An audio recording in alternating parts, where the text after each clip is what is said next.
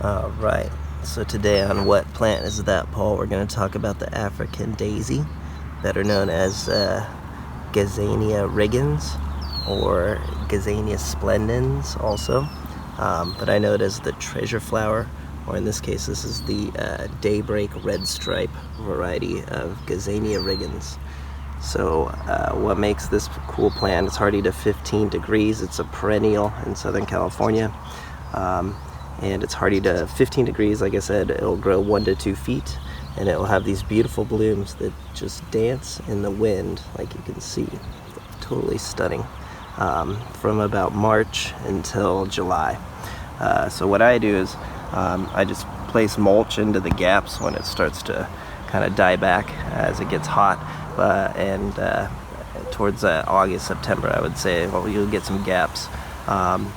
What else? The flowers, I'll put a little video at the end so you can see what they look like in the nighttime. They close up, so it looks very different.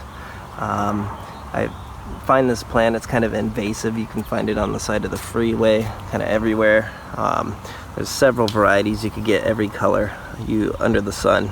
Purples, reds, yellows, and this is again the daybreak red stripe. What else is a hallmark feature? Well, some interesting things about this plant is you can see the leaves. There'll be some more green and silvery, so there's kind of a nice contrast, and some leaves will be kind of silvery all the time, or dark green, so you'll get a lot of different varieties. Does really well in a pot in Southern California, and it is an annual in colder climates. This plant here has been doing really well. It's probably about a decade old, and we have it kind of surrounding a pygmy date palm to kind of give some interest. This plant does really well on the side of a driveway. It's really heat tolerant and drought hardy, so definitely a great plant. It's on the cool plant list for sure. And again, you could just see the stunning flowers. It attracts plenty of pollinators and nectar-eating creatures, and it will bloom again for about, I don't know, a quarter of the year or so, and they'll just kind of move in the wind. So very, very beautiful plant. So anyways, have a great day. Bam.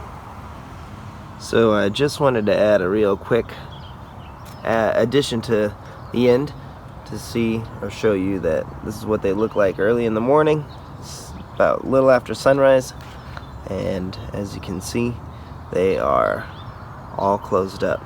So much different than the episode that you just saw. Cool. Alright, have a good day.